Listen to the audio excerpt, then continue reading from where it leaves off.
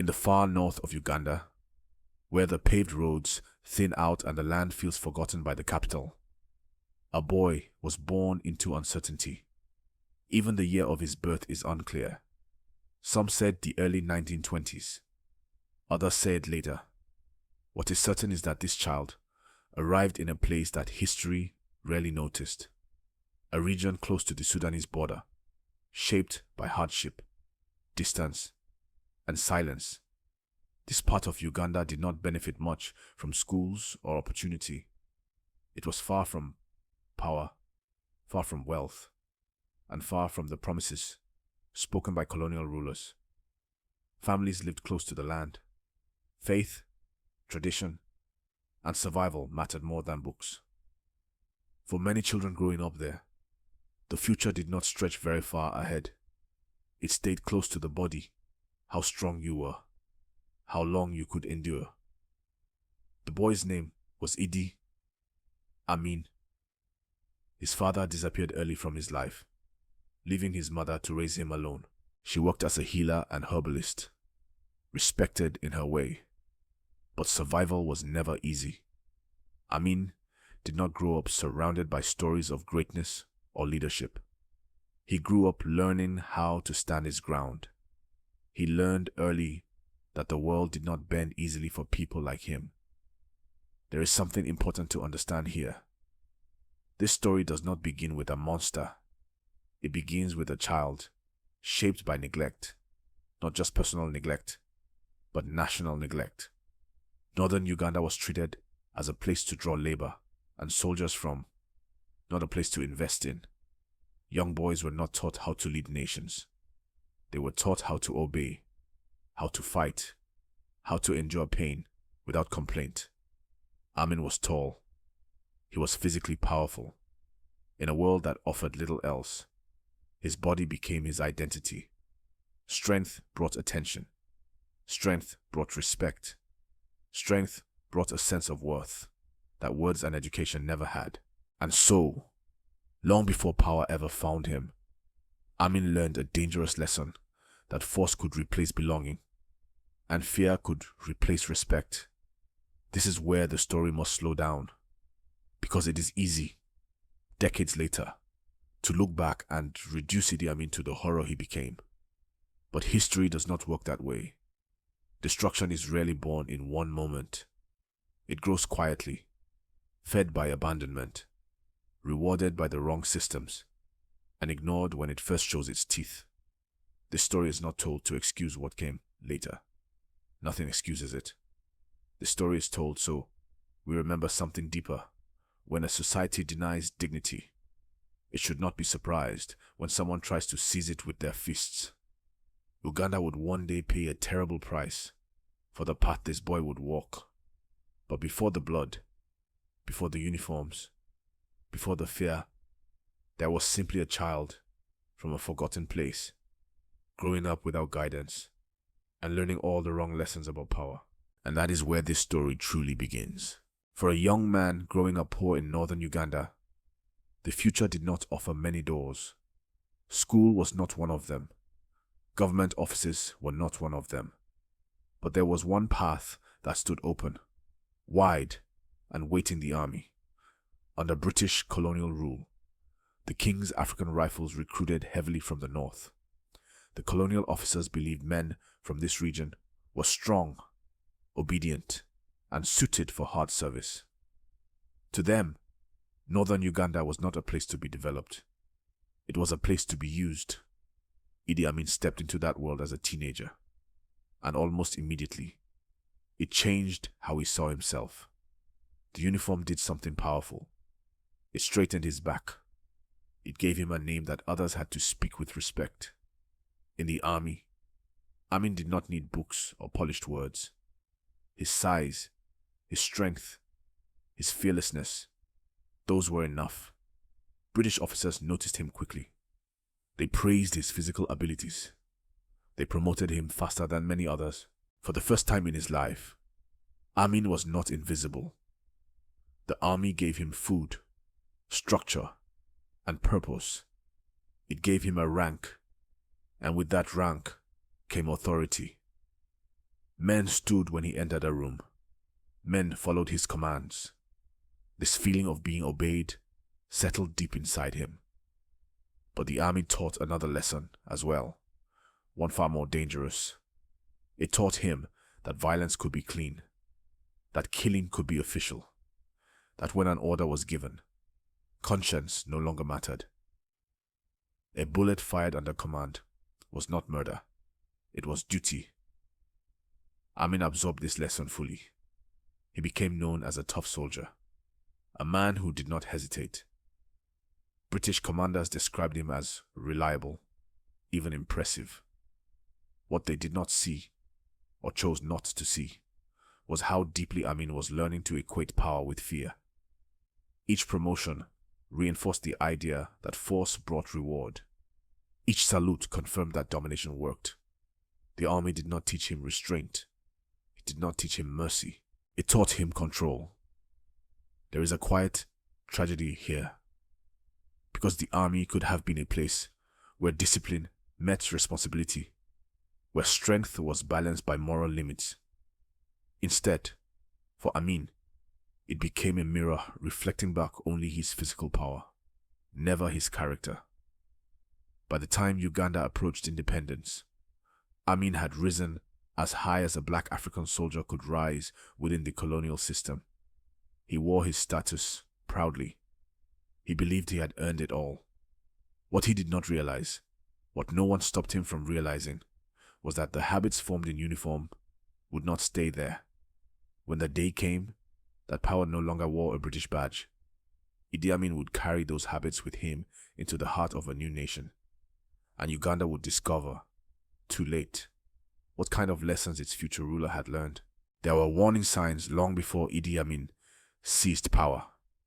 Clear ones, bloody ones, but they were ignored. In the early 1960s, as Uganda stood on the edge of independence, Amin was already a senior officer. He carried authority. He commanded men. And in that moment of transition, when the old rulers were leaving and the new nation was not yet formed, discipline began to slip. Near the border between Uganda and Kenya, cattle raids were common. The region was tense. Amin was sent in with soldiers to restore order. What followed was not order. It was slaughter. Villagers were rounded up. Civilians were beaten. Scores of unarmed people were killed under Amin's command. It was not chaos. It was deliberate. And it shocked those who knew what had happened. This should have ended his career. It did not. British officials knew. Colonial authorities investigated. The evidence pointed directly to Amin. But Uganda's independence was weeks away, and the system made a choice, not a moral one, but a political one. They chose silence. A public trial, they feared, would destabilize the transition. It would embarrass the colonial administration. It would expose how few African officers they had trained and trusted. And so, Amin was protected. The case disappeared. The punishment never came. For Amin, this moment mattered more than any promotion. He learned something no one ever corrected. He learned that power could erase consequence, that violence could be forgiven if it served the system, that fear worked and worked well. This was the turning point, because from this moment on, Amin did not see violence as a failure. He saw it as proof of strength. He saw mercy as weakness. He understood that systems bend for men who frighten them. The tragedy here is not only Amin's brutality. It is the quiet agreement that allowed it. The nods, the closed files, the decision to handle it later. Later never came. Across Africa, similar choices were being made as colonial powers rushed to leave. Stability was valued more than justice. Silence more than accountability. And into that silence, men like Idi Amin grew. By the time Uganda raised its own flag, the warning signs were already written in blood. But no one stopped him. And when a nation ignores the first crime, it invites the second and the third and the thousand that follow. When Uganda finally became independent in 1962, the celebrations hid a fragile truth. This new nation had a flag, an anthem, and a government, but it did not yet have strong foundations. Uganda was not one people. It was many peoples, many faiths, many histories forced together by colonial borders. The south, especially the Buganda region near Kampala, had schools, churches, and administrative power. The north had soldiers. The British had ruled by leaning on these divisions. And when they left, the divisions remained. Into this uneasy space stepped Milton Obote, Uganda's first leader. He was a civilian politician, but he quickly learned a hard lesson. Words alone could not hold the country together. Power rested with the army, and inside that army stood Idi Amin. Obote needed Amin. Amin needed Obote. Their relationship was built on usefulness, not trust. Obote relied on Amin to intimidate rivals, to crush dissent, to remind the nation that the government had teeth. Amin watched closely. He learned how political power really worked, not through law, but through force backed by fear. As Obote grew more suspicious and authoritarian, he suspended the constitution and centralized power in his own hands.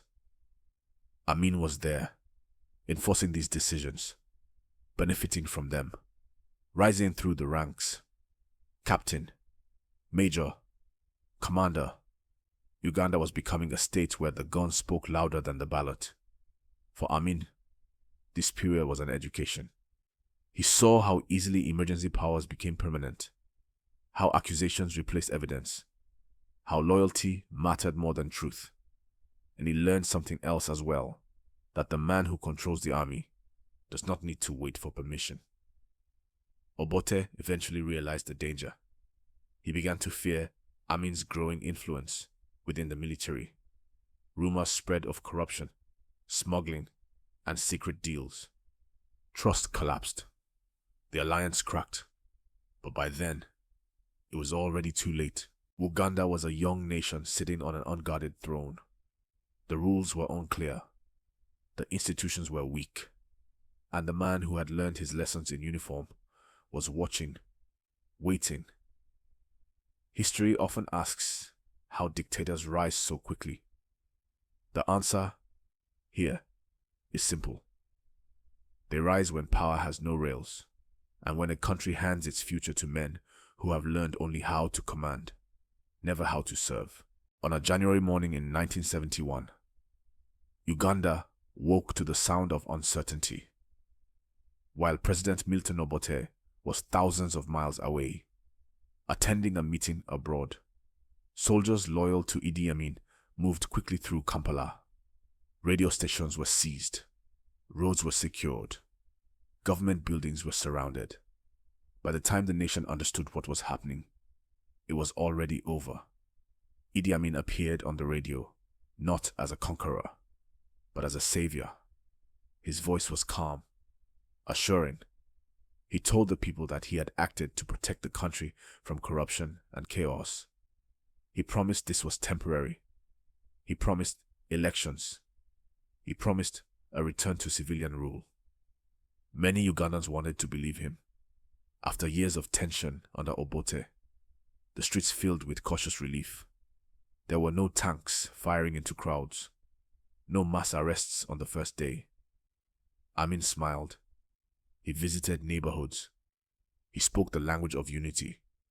This is how the mask was put on. Amin understood something important. People exhausted by fear will accept almost anything that sounds like stability. He wrapped his power grab in the language of order.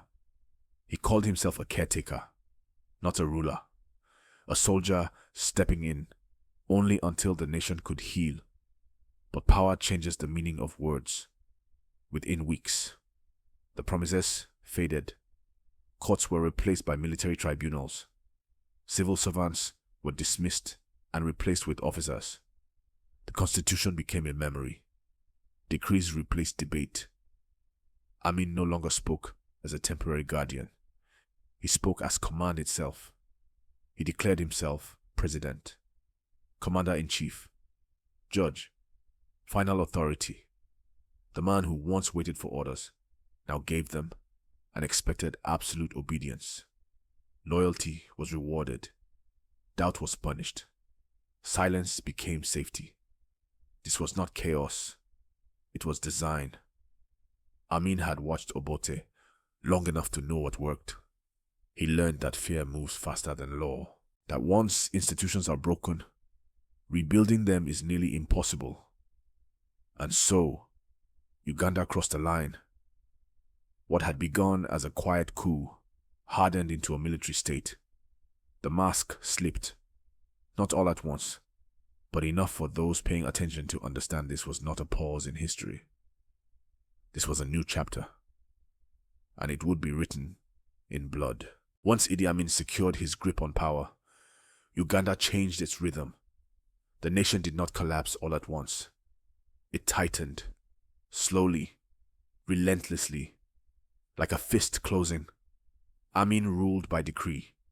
Laws were no longer debated. They were announced. Courts lost meaning as military tribunals replaced judges, men in uniform, many with little training and no legal knowledge, decided who lived and who disappeared. The government itself became a barracks. Positions once held by civil servants were handed to soldiers loyal to Amin. Ministries were run like platoons. Orders flowed downward. Questions were not welcomed. Silence was safer. To protect himself, Amin built a secret police force that answered only to him. They wore plain clothes. They drove unmarked cars. They came at night. Doors were knocked on softly at first, then kicked in. People vanished. Sometimes their families were told nothing. Sometimes bodies appeared days later, floating in rivers, left by roadsides, or dumped behind police stations as warnings. Often, there was no body at all. Fear became part of daily life. Neighbors stopped trusting neighbors. Conversations lowered to whispers. Parents warned children not to repeat what they heard at home. A careless word could mean arrest. A rumor could mean death. Amin encouraged this fear. He rewarded those who showed absolute loyalty. He punished those who hesitated. Entire ethnic groups and regions were targeted, especially those associated with the old government. Soldiers from Amin's own background were favored. Others were hunted. Violence was no longer a reaction. It was policy. As the killing spread, Amin grew more isolated. He trusted fewer people. He suspected everyone. He held meetings late into the night, changing decisions without warning. Ministers lived in constant anxiety, unsure if their next summons would be promotion or execution. Power fed his paranoia. The man who once craved recognition now demanded worship. Portraits appeared everywhere. Radio broadcasts praised him endlessly. He gave himself grand titles. Yet, beneath the pageantry, the fear never left him. Because a ruler who governs through terror must always fear terror in return. Uganda, meanwhile, learned how to survive inside a nightmare. People adapted. They endured. They waited. Because when the state becomes an enemy, survival itself becomes an act of quiet resistance. And so, the country lived not free, not safe, but breathing under the weight of a regime that believed fear could hold a nation together. It could not. By the mid-1970s, the damage was no longer hidden. It was felt in markets, in kitchens, and in the quiet worry of parents counting food. One of Idi Amin's most dramatic decisions came when he ordered the expulsion of Uganda's Asian community. For generations, these families had run shops, factories, and supply networks. They were not just merchants. They were the arteries of the economy. Within weeks, tens of thousands were forced to leave. Businesses were seized. Homes were emptied. What Amin called economic liberation was, in reality, economic amputation. Shops closed. Machinery broke and was never repaired. Crops rotted without distribution. Prices rose faster than wages. Money lost value. Hunger spread quietly, without gunfire. For ordinary Ugandans, survival became harder than ever. Mothers stood in longer lines for less food. Fathers searched for work that no longer existed. The fear of arrest was joined by the fear of an empty table. Amin did not respond with reform. He responded with blame. Shorties, he said, were sabotage. Failure was treason. Anyone who complained risked punishment. At the same time, Amin's image grew louder beyond Uganda's borders. He gave speeches. He made grand declarations. He played to international headlines, enjoying the attention even as his country suffered. To the outside world, Uganda became Idi Amin. But that was the lie. Uganda was not the shouting man on the podium. Uganda was the shopkeeper with no goods to sell, the farmer with broken tools, the teacher paid in worthless currency, the family that endured quietly, unseen by the cameras. This is one of history's cruelties. When a dictator becomes famous, a nation becomes invisible. Yet even as the economy collapsed and the world stared at Amin's spectacle, the people of Uganda continued. They adapted. They shared. They survived. Not because of their ruler, but in spite of him. In the final years of the 1970s, Idi Amin's world began to collapse inward.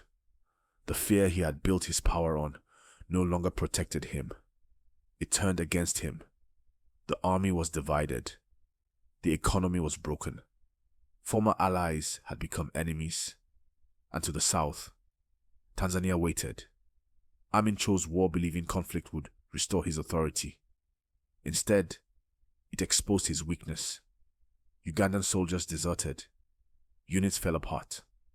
When Tanzanian forces and Ugandan exiles advanced toward Kampala, the regime unraveled with shocking speed. In April 1979, Idi Amin fled the capital. The man who had ruled through terror escaped by helicopter, leaving behind palaces, uniforms, and a nation in ruins. There was no final speech, no moment of dignity, only silence. Amin would live out his remaining years in exile, protected by foreign governments, never answering in court for the blood he spilled. He died far from Uganda, buried quietly, without honor. But Uganda remained. That is the part of the story that matters most. After years of fear, people stepped cautiously back into daylight. They searched for missing loved ones. They buried the dead. They told stories in low voices, not to reopen wounds, but to remember. Idi Amin tried to define Uganda through violence. He failed, because the soul of a nation does not belong to its worst ruler. It belongs to its people. The mothers who endured, the fathers who protected their children, the neighbors who shared what little they had. They are the true history. And this is why these stories must be told not as spectacles of horror, but as warnings and as reminders. History legends are not only about kings and tyrants. They are also history for sleep stories told slowly, so memory does not fade. They are African history, carried by voices that refuse to forget. They are historical facts, grounded in pain and survival. They are Black history, lived by ordinary people who endured the extraordinary. Idi Amin ruled for 8 years. The people of Uganda have lived far longer, and they will be remembered long after his name fades.